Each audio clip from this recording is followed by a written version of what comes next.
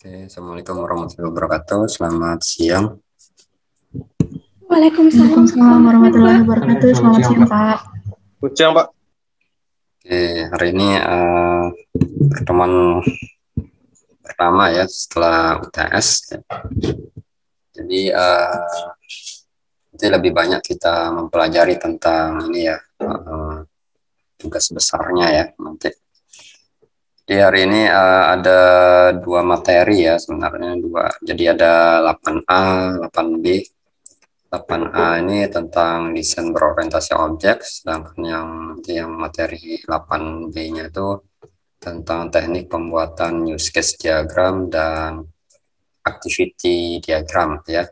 Jadi use case diagram dan activity diagram ini yang akan kalian gunakan nanti di dalam tugas besarnya ya. Oke. Tapi karena ya materinya agak panjang juga nih ya. Jadi mungkin untuk yang desain berorientasi objek nih nanti kalian baca sendiri ya. Jadi biar nanti ya pertemuan ini fokus ke yang materi yang 8B ya tentang use case diagram dan activity diagram. Soalnya di sini yang untuk yang desain berorientasi objek nih apa ya? Ya masih teori lah gitu ya, masih teori. Jadi pengertian apa desain itu apa gitu ya. Ya intinya itu kalau desain itu kan menerapkan apa yang kita dapatkan gitu ya pada tahap analisis gitu ya. Jadi analisis itu kan berhubungan dengan apa, mau buat apa sih gitu ya. Datanya apa saja kan itu yang didapatkan di tahap analisis ya. Kemudian kalau yang di tahap desain ini kalau kita menggunakan kata tanya itu ya bagaimana gitu ya, bagaimana sih aplikasi yang kita ingin buat ya, bagaimana kita menggambarkan dari data-data yang sudah kita dapatkan tersebut ke dalam diagram-diagram gitu ya. Itu yang menjadi fokus di tahap desain gitu ya. Jadi ya sesuai dengan metode pengembangan sistem SDLC gitu ya. Jadi kan kalau desain itu ya berhubungan atau dia akan dikerjakan setelah tahap analisis itu selesai atau ada datanya gitu ya, ada datanya. Jadi ya kadang-kadang kan nggak mesti selesainya 100% ya karena sifatnya siklus ya. Jadi selalu ada perbaikan. Nah, siklus pertama mungkin masih kurang nih datanya, nanti di siklus kedua ya dilengkapi datanya kan. Jadi terus dilakukan siklus dengan tujuan nanti hasilnya semakin baik gitu ya, semakin lengkap, semakin kompleks. Itu ya. Jadi ini mungkin nanti silakan dibaca saja. Jadi isinya hanya teori gitu ya. Jadi manfaatnya apa gitu ya. Terus ada pengertian gitu ya, pengertiannya seperti ini ya, nanti nanya pengertian. Nah ini ya diambil dari ini ya, istilah-istilah gitu ya dari beberapa sumber. Nanti dibaca sendiri aja ya. Jenjang perancangan, proses perancangan gitu ya. Sebenarnya sudah ada juga sih kita bahas ya, kita pelajari di pertemuan-pertemuan sebelumnya ya, karena ada tahap desain juga. Kemudian mungkin langsung aja ya kita masuk ke ini ya, ke materi yang kedua. Nah, di sini mungkin sebelum masuk ke materi kedua ini, nah tahap desain itu termasuk interface-nya ya. Jadi bagaimana kita menggambar interface-nya.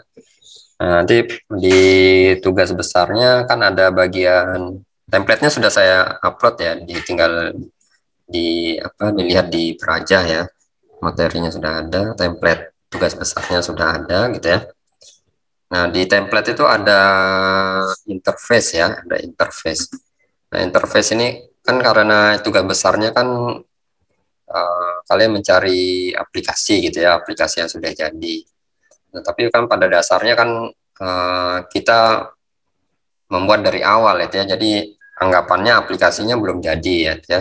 Nanti di bagian tugas besar yang di antarmuka atau interface-nya itu ya nanti jangan di capture ya, jangan di capture aplikasinya, tapi kalian belajar membuat desain itu ya, ya sesuai dengan aplikasi yang kalian miliki ya, setiap kelompok itu ya, bisa pakai software gitu ya software banyak yang gratis gitu ya, bisa pakai apa, ada mockup gitu ya. Itu coba nanti ya sambil belajar lah gitu ya, sambil belajar membuat tampilannya yang mengikuti aplikasi yang kalian punya gitu ya. Jadi kalian nggak perlu mikir-mikir lagi, kan tinggal lihat aplikasi yang sudah jadi tapi digambarkan ya dalam bentuk sketsa ya.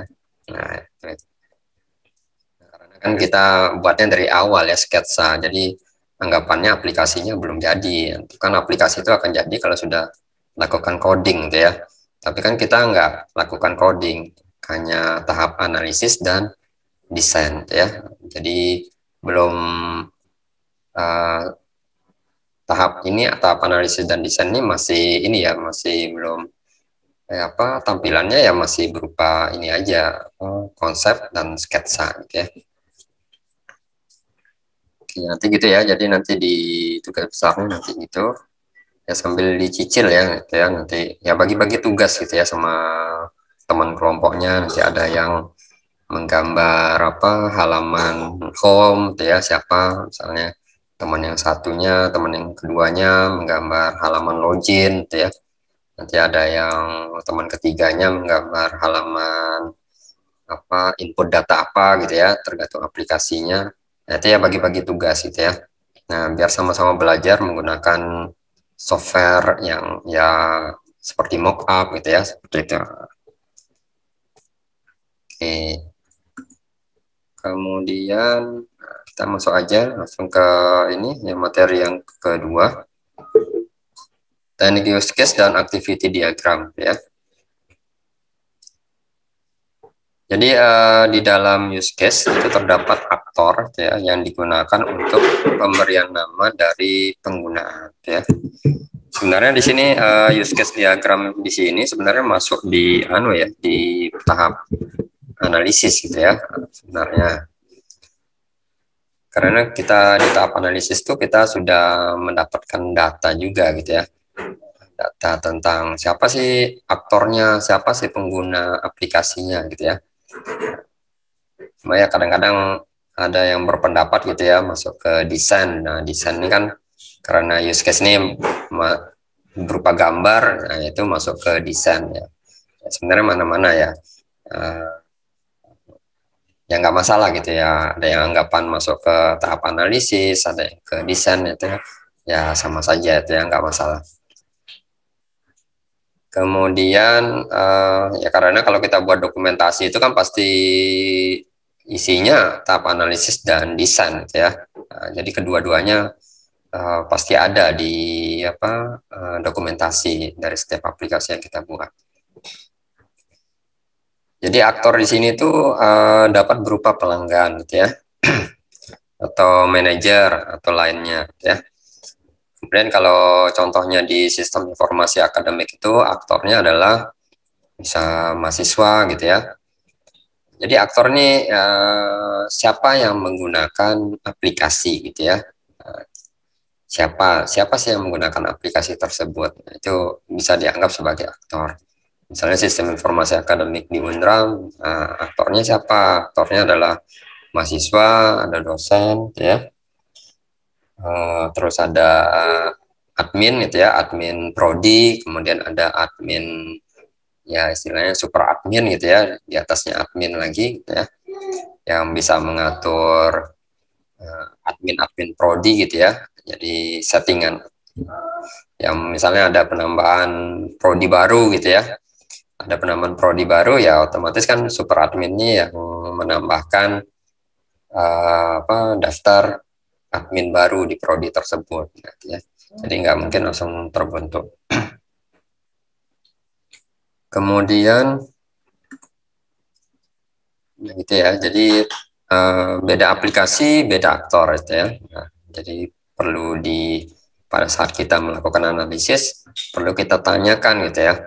Nah, siapa sih yang nanti yang bakalan menggunakan aplikasi yang akan kita buat ya. Kemudian aktor-aktor tersebut ya yang menggunakan use case ya. Nanti kita lihat use case. Kemudian sebuah use case itu akan menyebutkan sebuah kondisi yang menghasilkan interaksi yang berbeda ya.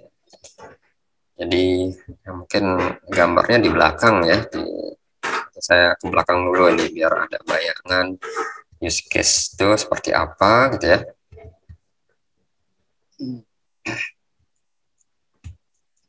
Mana yang kena grade-nya?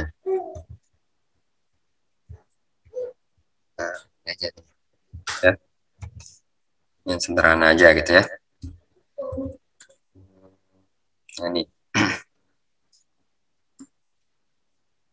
Ya, jadi aktor itu digambarkan seperti ini ya, ada ya stick figure itu ya istilahnya, stick figure. Jadi kemudian di sini use case itu kita simbolkan dengan elips ini gitu ya. Nah, jadi elips buka rekening gitu ya. Nah, aktor itu adalah misalnya di sini adalah nasabah. Jadi siapa sih pengguna aplikasi itu gitu ya. Nah, misalnya aplikasi yang ada di bank misalnya itu ya. Nasabah itu bisa menggunakan aplikasi untuk apa gitu ya. Nah, untuk use case itu biasanya berupa apa yang dikerjakan gitu ya. Nah, jadi apa yang dikerjakan dari aktor nasabah itu, dia bisa apa saja ya. Jadi use case-nya bisa buka rekening gitu ya.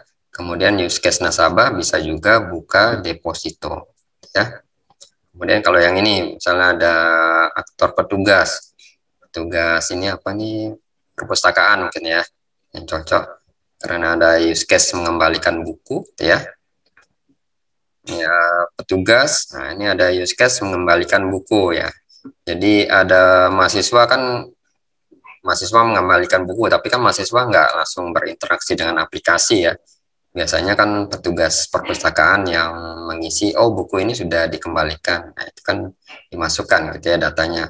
Jadi petugas perpustakaan ini dia mengembalikan buku, dia juga bisa melakukan penagihan denda gitu ya kalau ada keterlambatan pengembalian buku ya.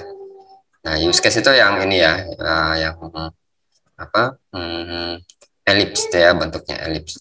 Aktornya berupa gambar stick figure orang ini ya, lidi gitu ya. Nanti garis-garis ini sebagai asosiasinya gitu ya, jadi penghubungnya ya dari aktor ke use case. Oke, jadi biar ada gambaran ya, saya kembali ke depan.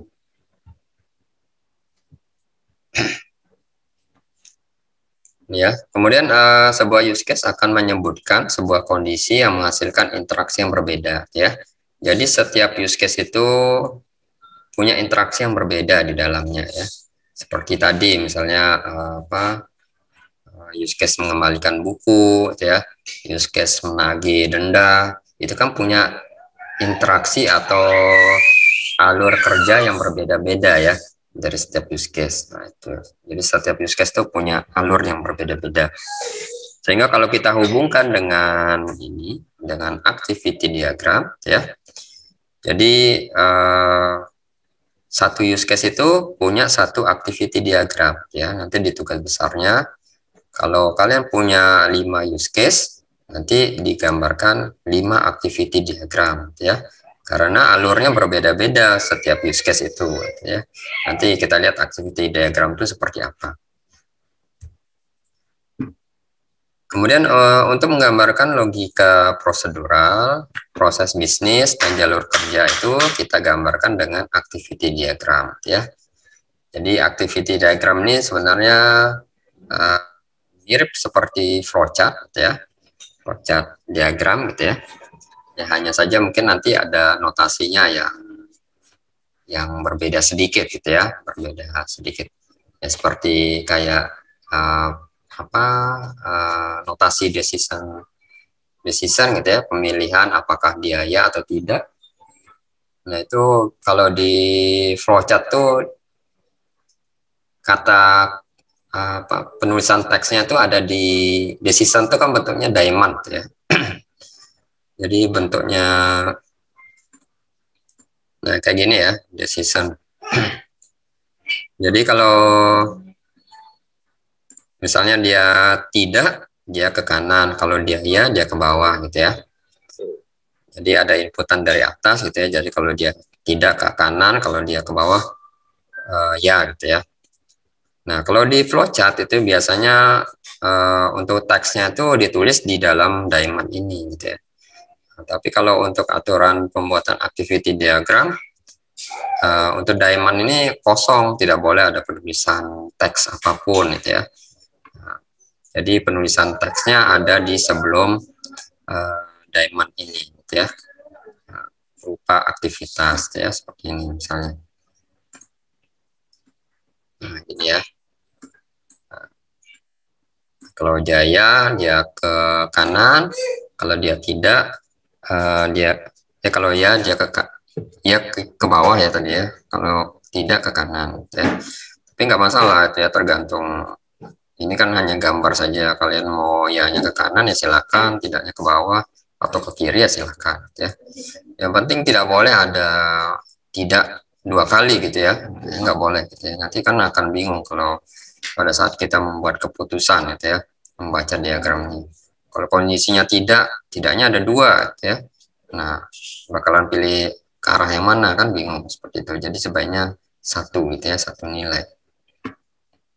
Ya, tapi nanti kita lihat di belakang ya untuk activity diagramnya. Ya, kita bahas dulu yang use case diagram. Oke, ini saya hapus. Jadi berupa ini ya, jadi seperti flowchart. Nah, jadi berupa alur-alur ya. Jadi ada alur kerjanya ya, jalur kerja. Kemudian lanjut. Kemudian use case diagram itu digambarkan fungsional yang diharapkan dari sebuah sistem ya. Nah, jadi fungsi-fungsi apa sih yang diharapkan dari sistem itu? Nah, kita gambarkan dari use case ya, atau kita bisa lihat dari use case diagram ya. Nah, misalnya kalau mahasiswa, nah kira-kira menurut kalian tuh use case-nya apa kalau untuk sistem informasi akademik? Nah, aktornya mahasiswa, kira-kira use case-nya apa? Kira-kira ada yang bisa kasih pendapat? Seorang aktor mahasiswa, dia mengerjakan apa di SIA? Gitu. Melakukan absen? Ya, melakukan absen bisa.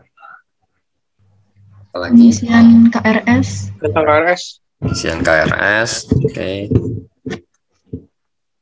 Apalagi?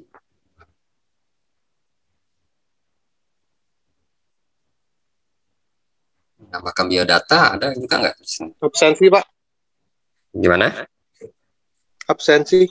Absensi ya.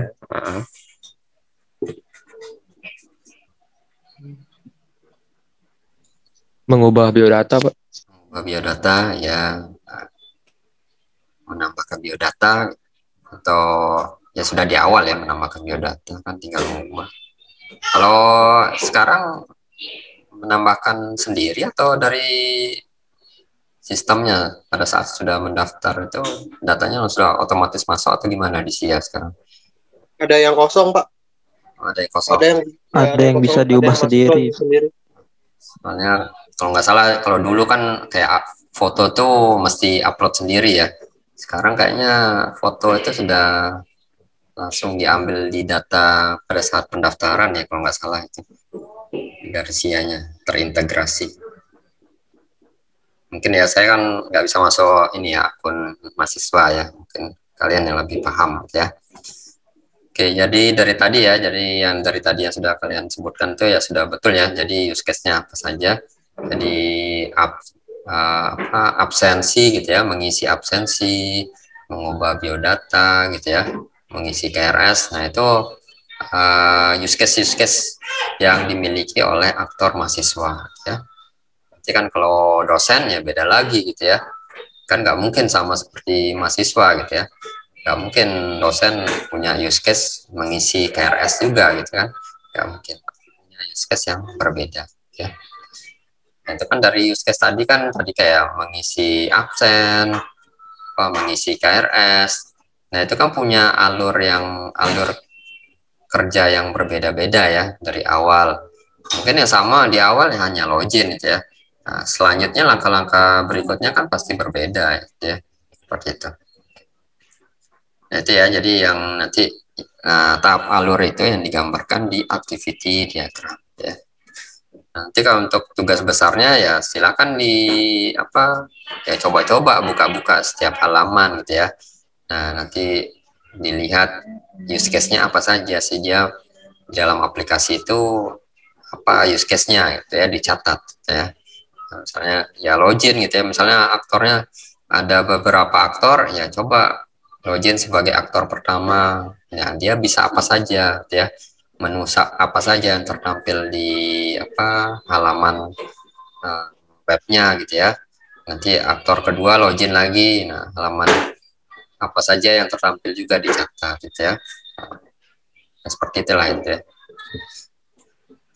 Kemudian di sini yang ditekankan adalah apa yang diperbuat sistem gitu ya. Jadi use case itu apa yang diperbuat sistem gitu ya. Jadi bukan bagaimana. Jadi kita nggak perlu tahu bagaimana sih cara mengisi KRS. Kalau kita melihat use case diagram, kita nggak perlu tahu bagaimana mengisi KRS gitu ya. Gitu ya. Tapi kita cukup apa yang diperbuat sistem gitu ya. Nah, yang diperbuat sistem adalah mengisi KRS. Nah, bagaimana ini kan berhubungan dengan caranya gitu ya. Nah, bagaimana ini ya nanti digambarkan di diagram yang berbeda ya, kayak activity diagram, bisa di sequence diagram yang lebih detail gitu ya, karena berisi metode-metodenya, alur-alur metodenya. Nah, itu di diagram yang berbeda kalau untuk menanyakan bagaimana sih yang diperbuat sistem itu gitu ya. Nah, khusus untuk use case diagram itu apa gitu ya, apa yang diperbuat sistem. Kemudian sebuah use case itu merepresentasikan sebuah interaksi antara aktor dengan sistem gitu ya. Nah, jadi gambarannya sederhana aja seperti tadi ya. Jadi kalau use case itu kan, nanti use case itu kan hanya satu notasi diamond saja ya, notasi diamond seperti tadi saja gitu ya. Tapi kalau sudah berhubungan diagram ya berarti banyak use case di dalamnya ya, yang saling punya asosiasi hubungan dan banyak aktor juga di dalamnya ya. Jadi nanti untuk menggambar use case, misalnya aktornya ada 3 ya. Untuk membuat use case diagram dijadikan satu ya. Jadi 3 aktor itu ada di dalam satu use case diagram ya. Jadi nggak boleh dipisahkan ya, supaya kita bisa melihat hubungan antar use case ya. Jadi kadang-kadang use case dari aktor 1 dengan use case aktor 2 itu punya hubungan ya. Nanti kita lihat ada hubungannya, ada pakai tadi ada istilah include dan extend ya. Nanti kita lihat di slide belakang ya. Itu nanti jadi makanya perlu digambarkan menjadi satu diagram ya, meskipun banyak aktor ya. Kemudian use case ini merupakan sebuah pekerjaan tertentu ya, misalnya login ke sistem ya, meng-create ya sebuah daftar belanja ya, jadi membuat daftar belanja atau melakukan pesan gitu ya, misalnya kita menggunakan aplikasi jual beli online gitu ya, kan ada membuat melakukan pemesanan gitu ya, daftar belanja seperti itu. Itu semua masuk ke dalam use case. Kemudian dua alat utama yang digunakan saat menyajikan pemodelan use case. Yang pertama adalah kita bisa gambarkan dalam bentuk use case diagram, ya. Contohnya seperti yang gambar tadi ya. Jadi ada aktor figurnya gitu ya, ada stick figurnya gitu ya. Kemudian ada use case-nya berupa elipsnya, gambar elips gitu ya.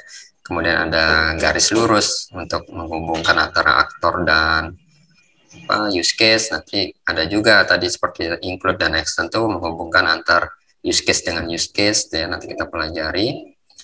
Kemudian bisa juga berupa use case naratif gitu ya. Jadi use case naratif ini berupa deskripsi tekstual, jadi kita tuliskan dalam bentuk kalimat gitu ya.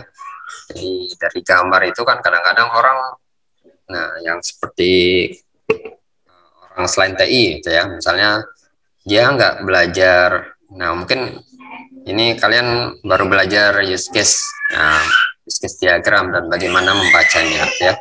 Nah mungkin belum terlalu paham membacanya. Nah, seperti itu juga yang dirasakan oleh orang selain TI kalau membaca diagram use case ya, use case diagram, dia nggak ngerti maksudnya apa sih gitu ya. Nah jadi bisa kita juga selain kita buat use case diagram, kita tulis ya, kita terangkan dalam bentuk deskripsi gimana sih alur dari atau cara membaca use case diagram tersebut ya. Nah misalnya tadi mahasiswa itu bisa melakukan pengisian absensi gitu ya, kemudian bisa melakukan pengisian KRS. Nah misalnya antara use case nanti mungkin ada hubungannya, misalnya ada use case 1 dengan use case 2 itu nanti misalnya pakai include. Nah itu kalian jelaskan gitu ya di dalam deskripsinya seperti itu, jadi berupa naratif ya. Kemudian use case diagram ini menampilkan aktor ya, jadi use case dan hubungannya ya, hubungan antar mereka, hubungan antar aktor dan use case ya. Kemudian aktor mana yang menggunakan use case mana kan bisa terlihat ya seperti tadi ya. Jadi aktor petugas itu menggunakan use case tadi apa? Petugas perpustakaan mengembalikan buku ya, atau dan menagih denda ya. Kemudian ada aktor yang berbeda tadi apa? Nasabah ya. Nasabah itu buka tabungan gitu ya, melakukan buka tabungan gitu ya. Nah, seperti itu. Jadi bisa terlihat dari relasinya, berupa garis yang tadi ya. Kemudian use case mana yang memasukkan use case lain gitu ya. Jadi berhubungan use case 1 misalnya berhubungan dengan use case yang kedua gitu ya, atau use case ketiga. Nah, itu bisa terlihat di dalam use case diagram ya. Kemudian use case adalah serangkaian skenario ya yang dikemas menjadi satu oleh tujuan pengguna umum ya. Nah, jadi penggunanya ya usernya tadi ya, jadi aktornya tadi siapa saja. Nah, bisa terlihat skenario-nya ya. Nah, seperti apa? Misalnya kita ingin menambahkan data ya. Kalau untuk metode yang default itu ya, kalau kita input membuat halaman input data gitu ya, halaman bukan input data ya, mengelola data. Nah biasa mengelola data itu kan ada input data gitu ya, istilahnya CRUD gitu ya, ada create buat data, ada read retrieval atau membaca data gitu ya, kemudian CRUD update, kemudian delete. Nah, itu kan itu secara default harus ada itu ya, harus ada. Nah misalnya untuk use case delete ya, misalnya use case delete ya, ini ada use case delete, ada use case tambah data gitu ya. Jadi antara tambah data dan delete gitu ya. Nah kalau datanya belum ada, nah kan nggak mungkin kalau kita tambah data ya, nggak mungkin kita bisa menghapus data ya, karena belum ada data gitu ya, apa yang mau dihapus seperti itu. Ya, itu kan bisa dijelaskan di ini ya, bisa terlihat di use case diagram ya. Oke. Kemudian tingkatan use case ya. Tingkatan use case ini merupakan tingkatan hubungan pada interaksi antara seorang pengguna dengan sistem ya. Jadi yang diagram paling sederhana itu adalah use case ya, karena bentuknya kan sederhana sekali ya, seperti sudah dilihat tadi. Jadi hanya terlihat penggunanya, usernya siapa, dan apa yang dia lakukan, interaksi apa yang dia lakukan di sistem ya. Kemudian sebuah use case sistem ini merupakan interaksi antara perangkat lunak, sedangkan use case sistem itu berhubungan dengan bagaimana sebuah bisnis itu menanggapi sebuah event atau konsumen ya. Jadi event ini ya alur kejadiannya gitu ya. Jadi triggernya apa, nanti itu bisa dilihat juga di ini ya, di diagramnya. Kemudian sini kita lihat tipe aktor atau pelaku itu macam-macam gitu ya. Yang pertama ada primary business actor gitu ya.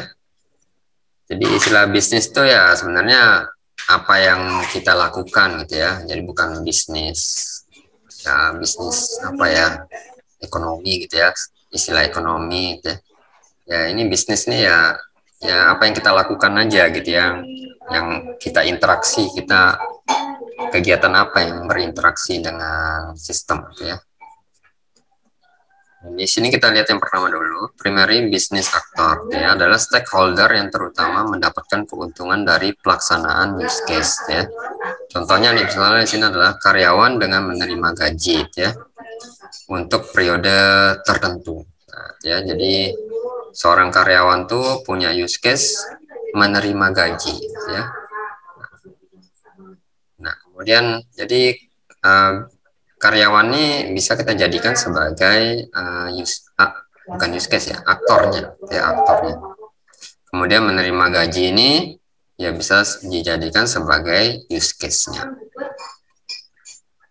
Kemudian primary system actor ya adalah stakeholder yang secara langsung berhadapan dengan sistem ya, yang langsung ya tatap muka gitu ya. Jadi dia yang inputkan data gitu ya. Jadi dia yang ya langsung aja gitu ya, langsung pegang aplikasi tersebut, masukkan data, semuanya yang berhubungan dengan sistem gitu ya, dia yang pegang, itu masuk ke dalam kategori primary system actor ya. Contohnya misalnya di sini adalah operator telepon yang memberi bantuan kepada pelanggan gitu ya. Nah kan kalau pelanggan misalnya apa ya, misalnya ya Excel gitu ya, kita pelanggan laporkan ada apa, ada kasus gitu ya, mungkin pulsanya sudah isi pulsa tapi nggak masuk gitu ya. Nah itu kan nanti yang bantu kan kita kan nggak langsung pegang aplikasi gitu ya, kan kita telepon gitu ya, telepon nanti operator teleponnya yang mungkin dari aplikasinya bisa dicek gitu ya, bisa dicek apa benar ini pelanggan tersebut mengisi pulsa gitu ya. Nah, mungkin aplikasinya bisa juga tracking itu kira-kira masalahnya di mana dari aplikasi yang dibuat. Nah itu kan, nah, jadi operator telepon ini yang langsung berhubungan dengan sistem ya. Atau kasir bank juga, kasir bank yang memproses transaksi, misalnya kita nabung gitu ya. Nah, kita nabung kan kita ke teller gitu ya. Nah, kan nggak mungkin kita serahkan uang, kita print sendiri kan gitu ya. Nah, tapi ya kita ketemu teller atau kasir bank gitu ya. Jadi kita serahkan buku, uangnya, mau nabung berapa, atau transfer berapa banyak gitu ya.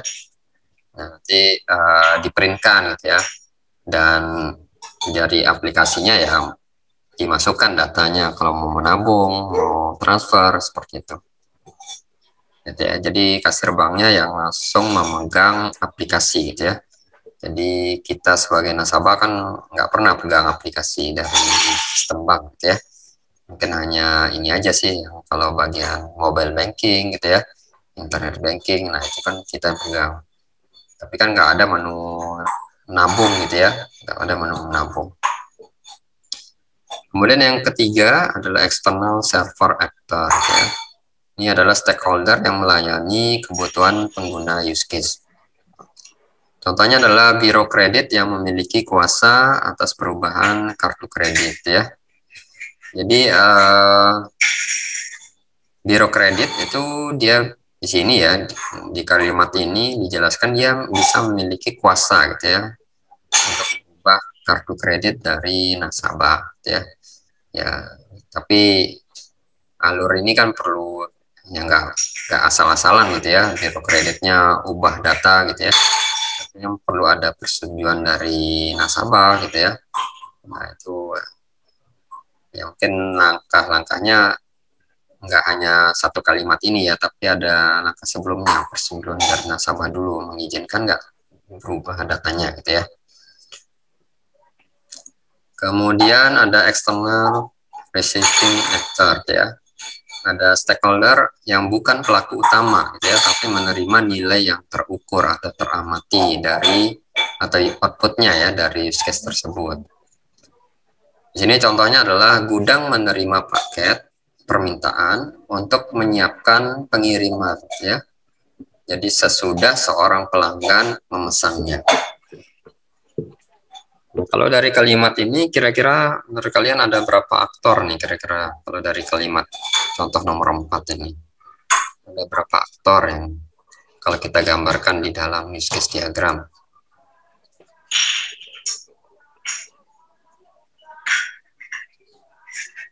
Ya, ada berapa aktor kira-kira? Gudang menerima paket permintaan untuk menyiapkan pengiriman sesudah seorang pelanggan memesannya. 2 aktor, Pak? Gudang Ya. sama seseorang? Ya, 2 aktor ya. Pelanggan gitu ya, bukan seseorang. Gudang sama pelanggan ya. Oke, jadi aktornya adalah gudang sama pelanggan ya. Misalnya saya gambar, ini gambar stick figurnya agak susah nih ya.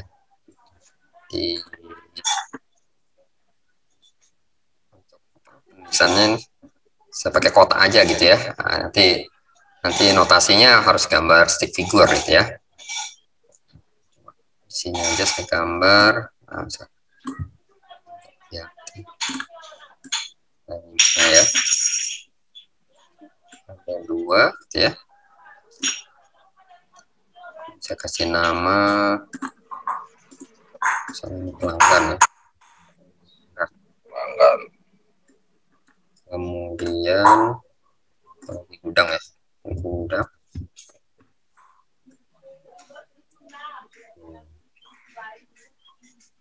Kemudian selanjutnya dari kalimat ini kira-kira use case-nya apa saja yang bisa didapatkan? Mengirim.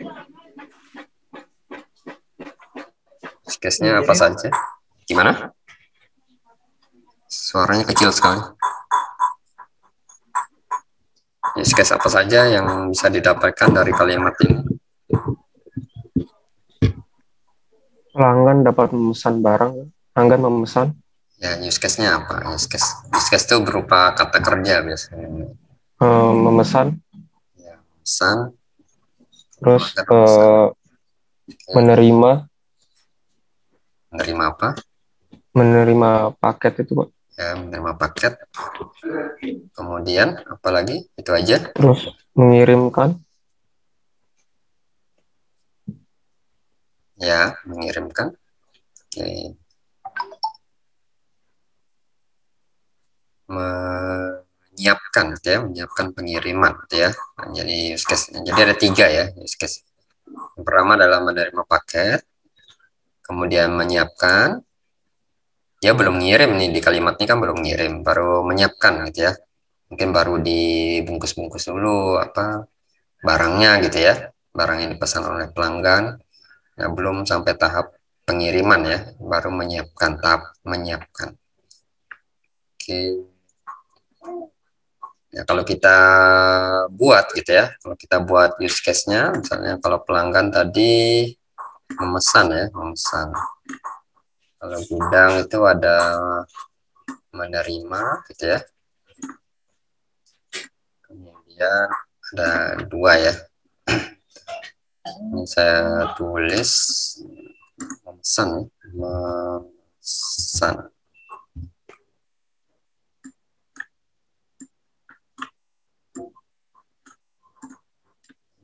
Elipsnya terlalu kecil ya. Yang penting terlihat aja ya, nggak masalah. Kemudian menerima paket gitu ya.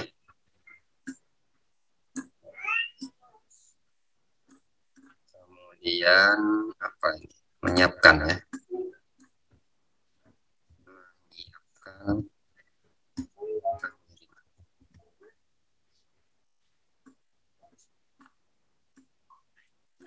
Ini ya. Jadi relasinya ya kita buat berupa garis lurus gitu aja ya. Jadi pelanggan nih use case-nya memesan, gudang nih menerima paket dan menyiapkan pengiriman ya. Seperti saya bilang tadi kan ada istilah, ada include, ada extend itu ya. Sebenarnya di sini harus ditambahkan include atau extend ya, tergantung kondisinya. Tapi nanti kita pelajari ya. Jadi nah seperti ini, misalnya tadi sudah di awal itu di slide sebelumnya itu kan ada hubungan, bisa dari diagram ini bisa kita lihat hubungan antara use case dengan use case ya. Nah, bisa kita lihat. Jadi awalnya kan memesan dulu ya.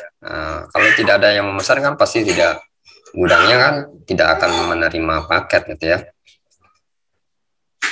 Kemudian setelah gudang menerima paket, baru dia menyiapkan pengiriman ya.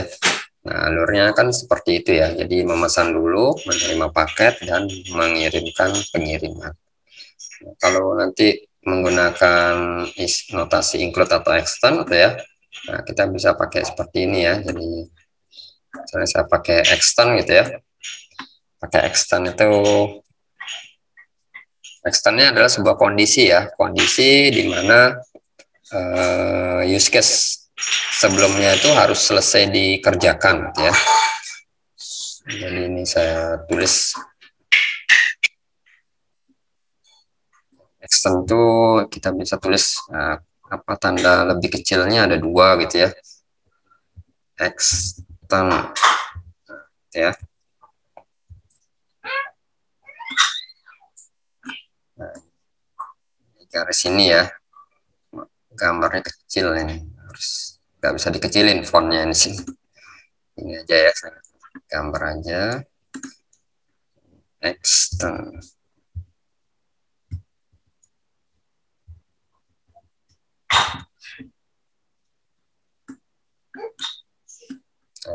Extendnya untuk yang garis ini ya, untuk yang garis menghubungkan ini ya.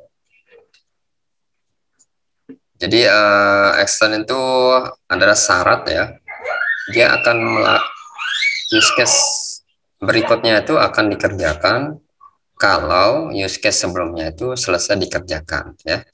Jadi use case sebelumnya itu adalah memesan, use case berikutnya adalah menerima paket.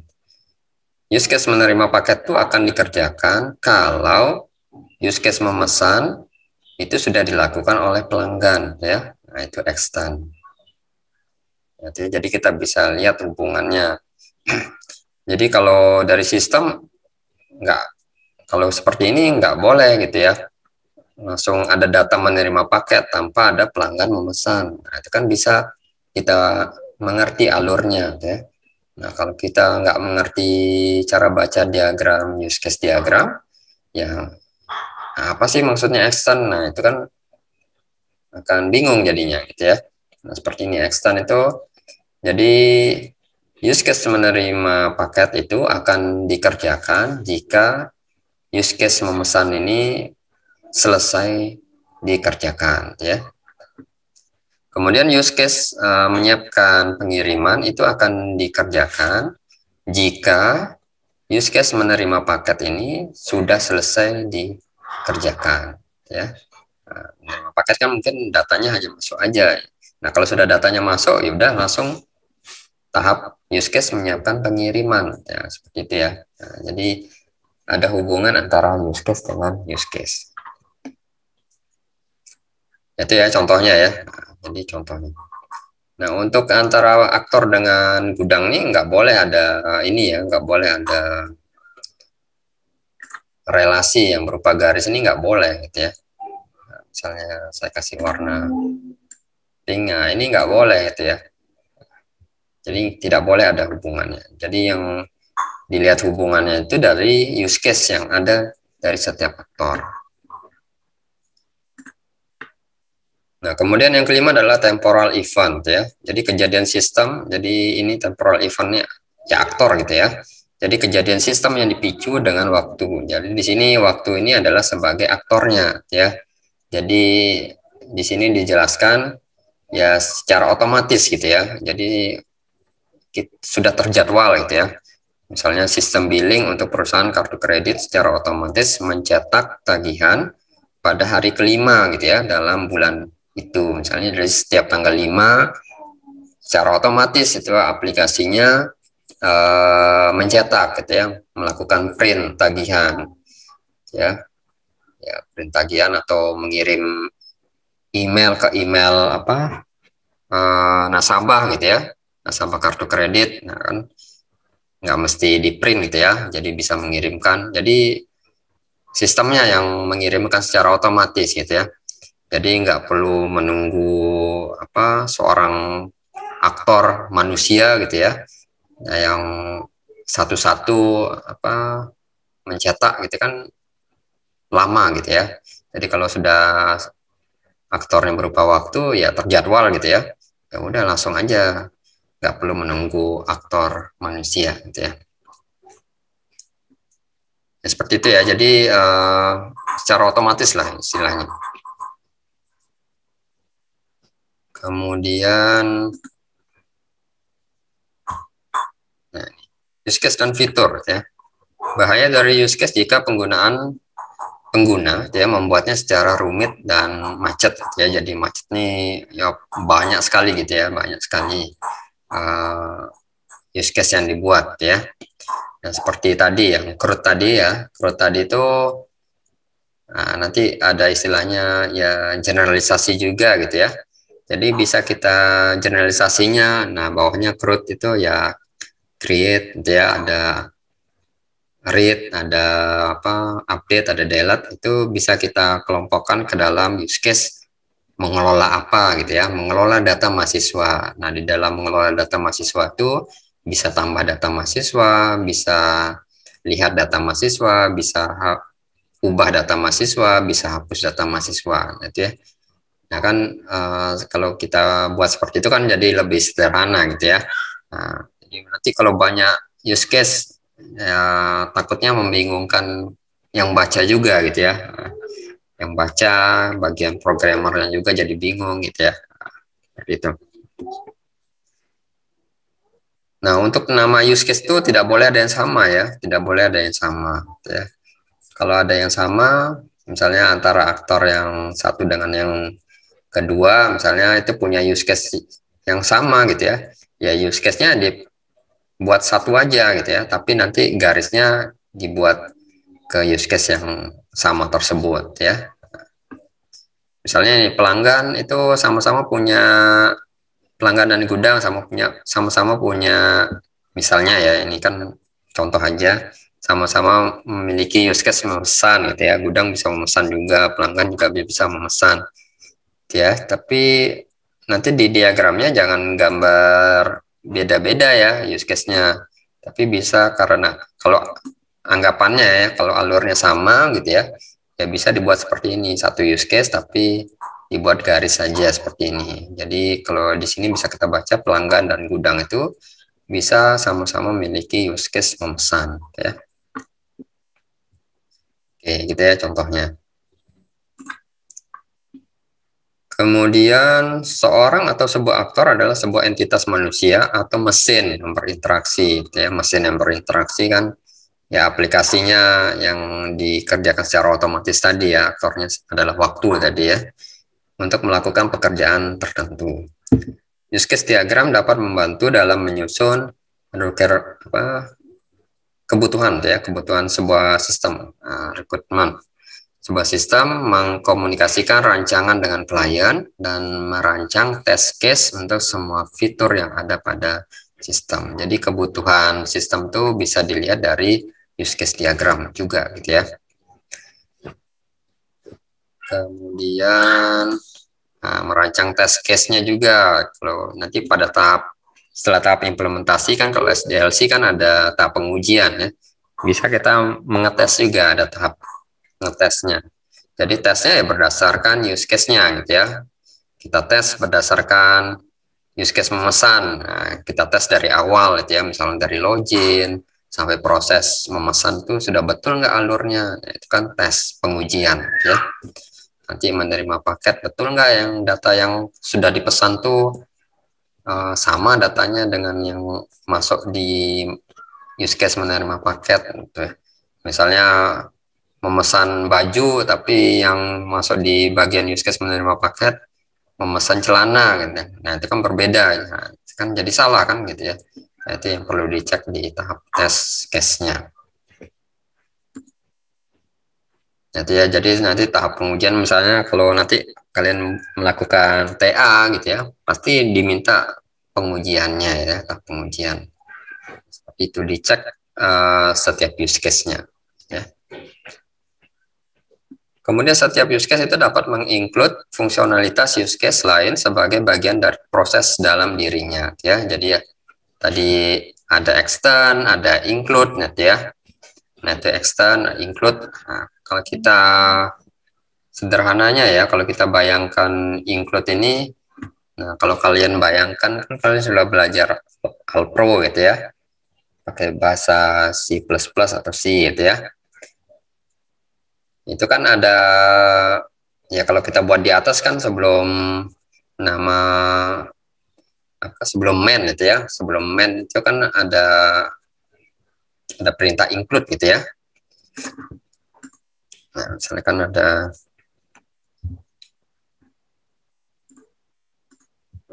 ada apa kalau di bahasa C include ya, include stdio ya kalau nggak salah. Kalau Pak ingat juga nih bahasa C stdio gitu ya, .h ya kalau nggak salah. Kemudian bisa include, include misalnya nama fungsinya apa gitu ya, nama fungsinya apa, misalnya met.h gitu ya. Baru di bawahnya kan function gitu ya, function-nya apa gitu ya.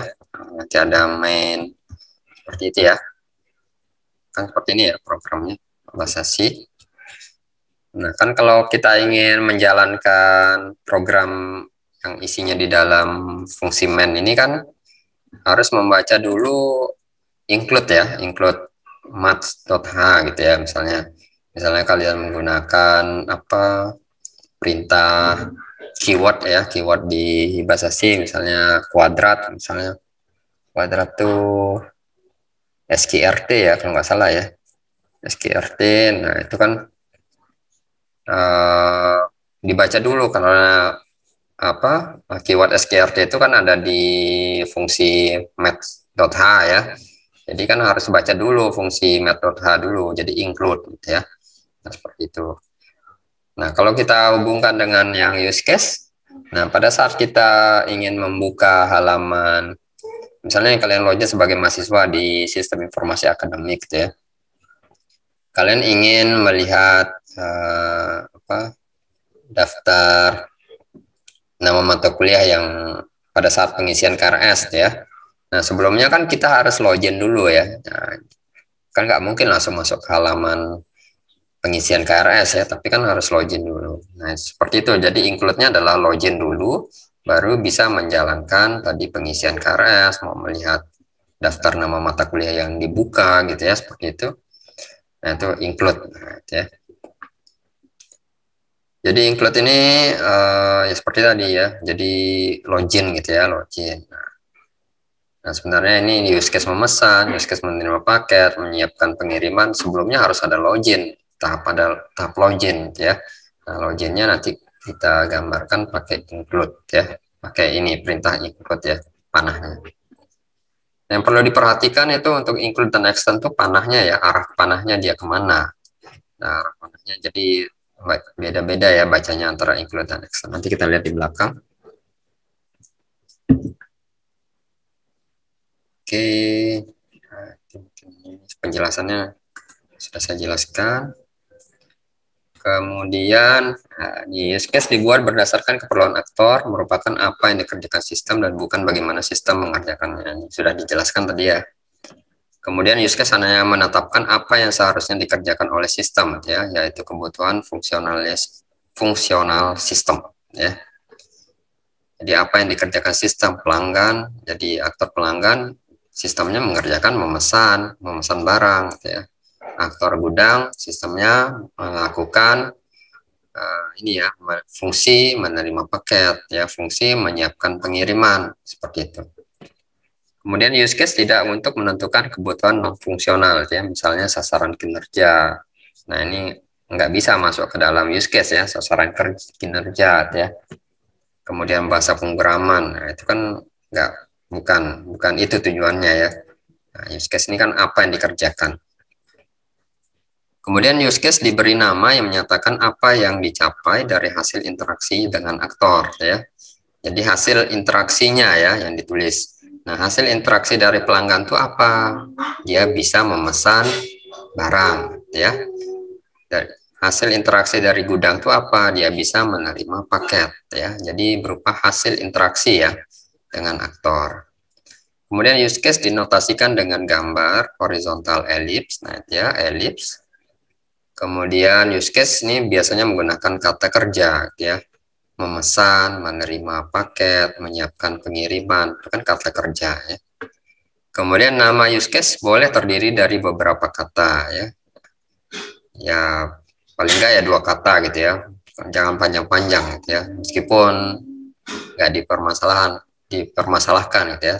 Tapi kalau panjang kalimatnya, kata-katanya ya penuh juga itu ya diagram use case-nya nantinya. Jadi ya paling 2 kata aja gitu ya. Nah, di sini dan tidak boleh ada 2 use case yang memiliki nama yang sama gitu ya. Nah, jadi misalnya tadi pelanggan sama-sama bisa punya use case memesan, gudang punya use case memesan, nggak boleh ada 2 use case memesan gitu ya. Kalau alurnya berbeda, ya dibuat aja nama yang berbeda. Yang satu memesan barang gitu ya. Yang satu gudangnya memesan apa gitu ya. Nah, itu. Tapi intinya jangan sampai ada yang nama use case-nya sama gitu ya. Jadi tidak boleh. Tapi kalau alurnya sama gitu ya, seperti tadi, bisa diambil aja satu use case, nanti garisnya ya siapa saja sih aktor yang punya use case memesan ini ya. Nah, itu seperti itu. Kemudian aktor menggambarkan orang, sistem atau eksternal, entitas dan stakeholder yang menyediakan atau menerima informasi dari sistem ya.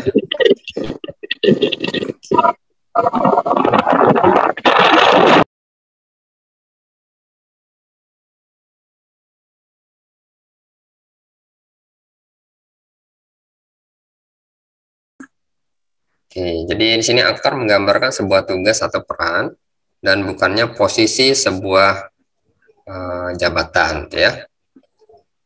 Kemudian aktor memberi input atau menerima informasi dari sistem, ya. Nah, jadi aktor bisa memberi input, ya. Misalnya tadi input data mahasiswa, misalnya aktor mahasiswa, atau tadi input data untuk pengisian KRS, nah, itu kan bisa ya. Kemudian aktor biasanya menggunakan kata benda ya. Kalau nama aktor ini harus kata benda. Kalau use case ini kata kerja ya. Kemudian tidak boleh ada komunikasi langsung antar aktor. Saya gambarkan tadi, buat masuk komunikasi seperti ini nggak boleh gitu ya. Nah, tapi komunikasinya bisa dilihat dari use case-nya gitu ya. Use case dari setiap aktor. Kemudian indikasi aktor sistem ya, untuk sebuah aktor yang merupakan sebuah sistem. Jadi kalau dia berupa sistem ya, misal sistem lain gitu ya. Nah, kita bisa tuliskan gitu ya, ya gambar tadi stick figure, kemudian dituliskan nama aktornya kan biasanya di bawah itu ditulis sistem gitu ya. Nah, ini mungkin sistemnya berintegrasi dengan sistem yang lain ya. Nah, misalnya apa ya, sistem penjualan tiket online itu berhubungan dengan aplikasi sistem maskapai penerbangan gitu ya, bisa Lion Air, Garuda gitu ya. Nah, itu sistem gitu ya, bisa aktornya sistem. Jadi sistem yang kita buat itu dapat mendapatkan inputan dari sistem yang berbeda gitu ya. Itu bisa kita buat di dalam use case, itu kita tulis sistem gitu ya. Kemudian ada aktor bernama time, nah, tadi waktu ya, yang ya kerjanya otomatis gitu ya, kita jadwalkan, bisa secara periodik, bisa bulanan, bisa harian, ya, tergantung kita jadwalkan seperti apa gitu ya. Kemudian letakkan aktor utama Anda pada pojok kiri atas ya dari diagram. Nah, biasanya ya dimulai dari kiri atas ini ya, dibuat aktor, nanti sebelah kanannya use case gitu ya. Nah, sebenarnya ini opsional aja sih itu ya. Tapi nanti kalau banyak use case nanti bisa disimpan di sebelah kanan sini ya. Nanti bisa disimpan supaya nggak memanjang ke bawah gitu ya. Jadi bisa menghemat ruang penulisan. Bisa kita tulis aktornya di kanan gitu ya. Nah, jadi nggak masalah. Yang penting bisa dibaca dan garis-garis hubungan ini nggak ribet gitu ya. Jadi bisa kita dekatkan mana use case yang berhubungan, ya didekatkan aja gitu ya.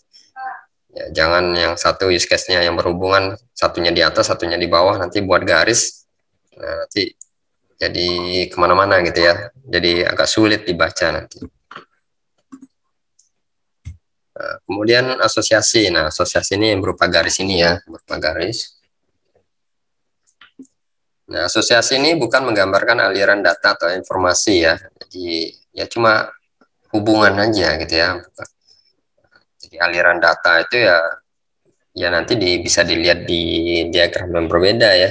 Bisa di sequence diagram atau activity diagram gitu ya. Ini association digunakan untuk menggambarkan bagaimana aktor terlibat dalam use case ya. Nah, kan association ini kita lihat ini, oh garis yang ini berarti ada hubungan antara pelanggan dengan use case memesan ya. Oh garis yang ini berarti ada hubungan aktor gudang dengan use case menerima paket. Nah, itu. Ini ada 4 jenis relasi yang bisa timbul pada use case diagram ya. Ini saya hapus saja ini. Jadi ada 4 relasi yang bisa kita lihat di dalam use case diagram ya. Yang pertama adalah asosiasi antar aktor dan use case. Nah, kalau di sini contohnya kan sudah terlihat ya, antara aktor dan use case, nah, berupa asosiasi ini.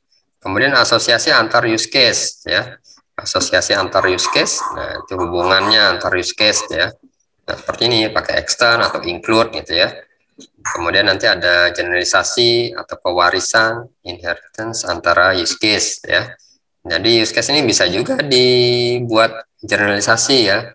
Nanti ada bagian generalisasinya, ada bagian spesialisasinya. Jadi umum khususnya. Jadi use case induknya dan use case anak-anaknya gitu ya. Nah, use case anak-anaknya misalnya use case apa ya, pembayaran gitu ya. Pembayaran misalnya ada yang secara cash, ada yang kredit ya. Nah itu kan bisa kita buat generalisasinya gitu ya, pembayaran. Ada yang tunai atau cash, ada yang kredit, nah, atau yang giro gitu ya, macam-macam. Ada yang PayPal seperti itu. Ya, itu bisa dibuat seperti itu. Kemudian Generalisasi juga atau pewarisan bisa juga terjadi di aktor ya, di aktor. Jadi aktor misal pelanggan punya ini pelanggannya berarti kan umumnya ya. Jadi anak-anaknya bisa apa misalnya pelanggan lama, pelanggan baru gitu ya. Bisa saja itu dibuat generalisasi gitu ya. Tapi nggak boleh dibuat ini ya langsung antar aktor ya. Nah, kalau generalisasi boleh ya dihubungkan antar aktor. Kemudian ini kita lihat satu-satu contohnya ya, asosiasi antar aktor dan use case ya. Jadi ya sederhana aja ya. Sebenarnya garis tanpa panah saja. Nah, itu ya. Asosiasi antar aktor dan use case. Ya gambarnya sederhana, garis saja, garis lurus saja gitu ya. Nah, garis lurus saja. Kemudian kalau kira-kira dia sifatnya pasif gitu ya. Nah, kita bisa buat ada panahnya gitu ya, garis lurus tapi ada panahnya ya. Jadi dia bersifat pasif gitu ya. Jadi misalnya apa?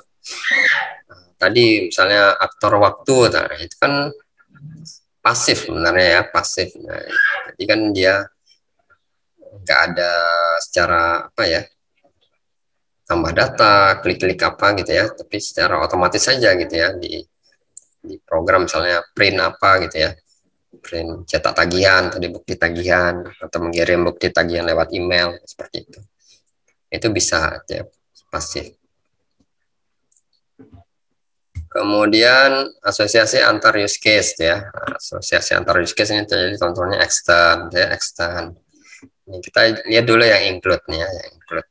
Nah, nanti tolong dipahami ya antara include dan extend, nah, karena dibutuhkan dalam pembuatan use case diagram nanti ya, baik di tugas besarnya atau di TA-nya nanti ya, di PKL-nya juga gitu ya. Kalau buat sistem informasi ya. Kemudian kita lihat yang include dulu. Include ini termasuk di dalam use case lain ya, requirement ya, itu diharuskan. Nah, seperti tadi ya. Dan bisa dibalikan nggak yang tadi? Nah ini include ya, ada include. Nah ini kita lihat ini misalnya ada aktor nasabah gitu ya. Aktor nasabah itu bisa buka rekening gitu ya. Jadi use case-nya ada dua, buka rekening dan catat data pribadi gitu ya. Nah kira-kira kalau dari gambar yang kiri ini dulu ya, jadi ini kan ada dua use case diagram ya.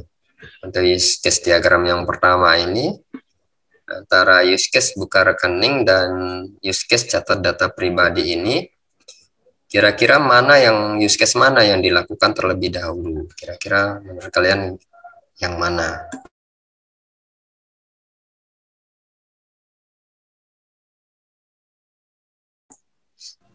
Mana? Ada nggak pendapat? Yang catat data pribadi dulu, Pak. Ya, catat data pribadi dulu ya, yang Ya, Pak. perlu dilakukan. Nah, itu kita pakai include ya. Jadi include. Jadi harus diharuskan ya. Kalau include ini kan diharuskan. Diharuskan catat data pribadi dulu, baru bisa melakukan use case buka rekening ya. Misalnya kalau di mungkin beda-beda ya bank ya. Dulu saya pernah di Bank Mandiri Syariah itu di Cakra gitu ya, di Cakra itu beda sama bank yang lain ya, kita langsung ke customer service-nya. Nah kalau yang dulu ya pernah Bank Mandiri Syariah itu di depan pintu masuk itu disediakan komputer gitu ya, komputer. Nah itu ditanyakan satpam misalnya Anda Bapak mau apa gitu ya, nah, misalnya ingin membuka rekening baru gitu ya. Nah, kalau itu ya silahkan mengisi data Bapak dulu gitu ya, misalnya di data Bapak dulu di komputer ini. Jadi nggak langsung ke customer service-nya gitu ya. Nanti di customer service-nya ya tinggal datanya yang sudah kita isi kan sudah ada gitu ya, sudah masuk. Jadi bisa prosesnya lebih cepat ya. Nah, beda-beda bank ya beda ini ya, beda beda alurnya ya. Ada yang harus lewat customer service langsung gitu ya. Catat data pribadinya harus lewat form bentuknya kertas gitu ya. Kita harus tulis tangan, kan beda-beda ya. Nah, jadi harus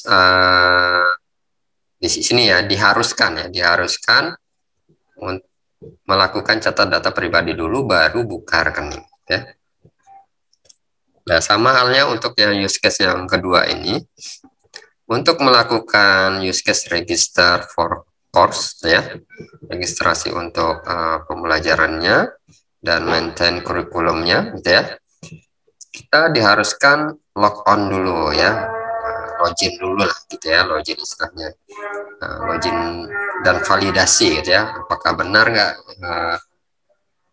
Kalau kita login kan ada tahap cek validasi ya, apakah username dan password yang kita masukkan itu udah sama atau sudah ada di database ya. Kalau belum kan nggak bisa masuk gitu ya, nggak bisa login. Nah, sebenarnya nanti aplikasi yang ada itu kan pasti login dulu ya. Nah, kalau login dulu nanti dibuat include seperti ini ya, nanti digambar di use case diagramnya. Include ya, jadi jangan lupa panah include-nya dia ke arah yang use case yang dikerjakan terlebih dahulu ya. Nah, jadi jangan sampai salah nanti. Misalnya ya, saya gambarnya salah misalnya panahnya seperti ini ya, panahnya seperti ini. Nah, kita kan sudah belajar cara membaca use case diagram ya. Nah, kan kita kalau ada include, oh kita berarti kan fokus ke arah panahnya mana dulu gitu ya. Nah, kalau panahnya ke sini berarti sistemnya harus buka rekening dulu, baru bisa mencatat data pribadi. Nah, itu ya. Nah, kalau seperti ini ya panahnya ya. Jadi buka rekening dulu, baru bisa catat data pribadi. Nah, itu ya. Nah, itu salah gitu ya. Tapi kita catat data pribadi dulu, baru buka rekening ya. Nah, seperti itu ya. Jadi jangan sampai salah panahnya juga, supaya orang yang baca diagram kita nggak salah tafsir gitu ya, salah arah ya, salah makna ya nanti ke depannya untuk pembacaannya. Kemudian yang berikutnya adalah extend ya. Extendnya adalah perluasan dari use case lain jika kondisi atau syarat terpenuhi ya, seperti tadi saya contohkan sini. Kalau kita ingin melakukan use case menerima paket, kita harus ini ya, jadi harus ada kondisi atau syarat memesan, use case memesan ini selesai dikerjakan ya, baru bisa kita kerjakan use case menerima paket ya. Nah, jadi use case menerima paket itu tidak akan bisa dikerjakan kalau use case memesan ini belum selesai dikerjakan ya, seperti itu extend. Ya, berbeda halnya dengan yang login ya. Nah, misalnya login ini ya, login. Nah, kalau kita ingin login gitu ya, kita login dulu.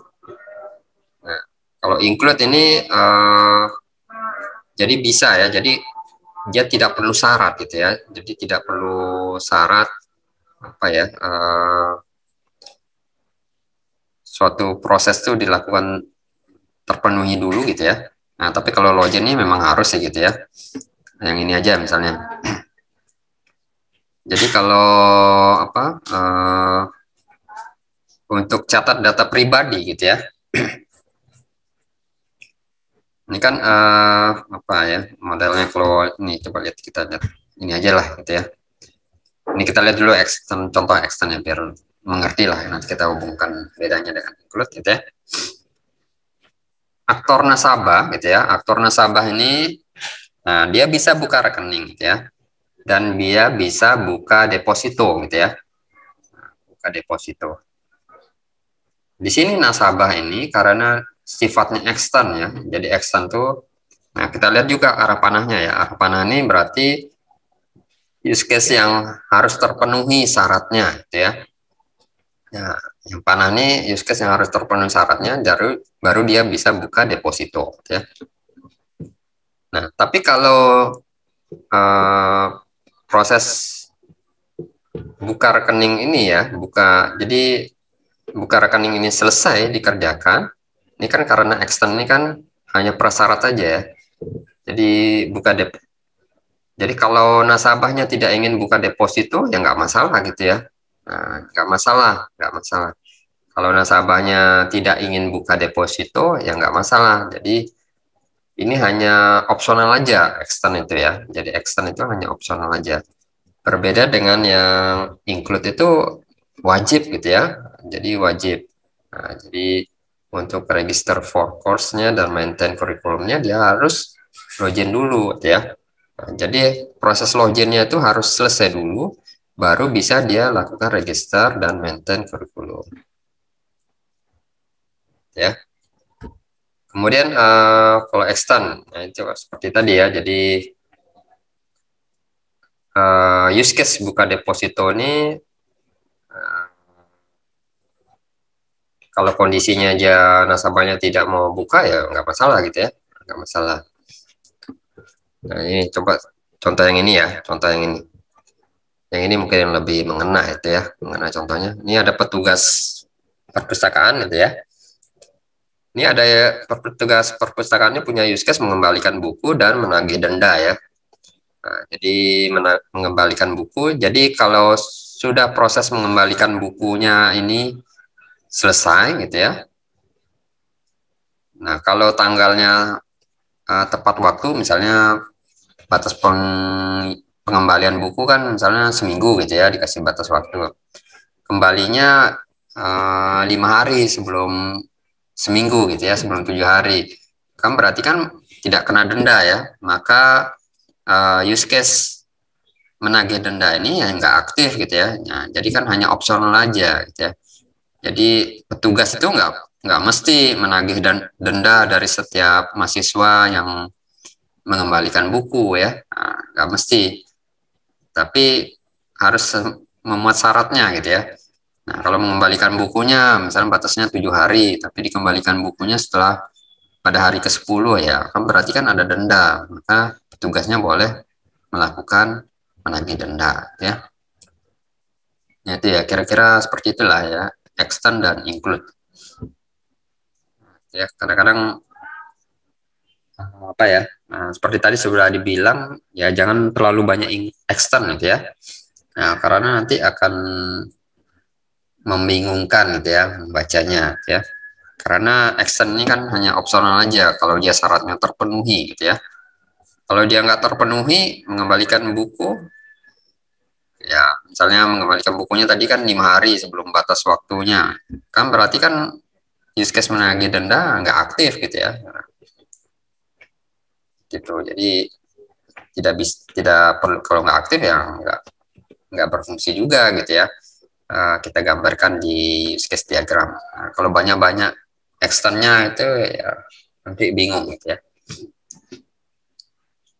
Oke. Kemudian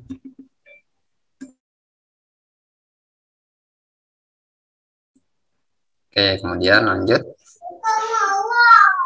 Kemudian generalisasi dan pewarisan ya. Nah, seperti ini juga ya.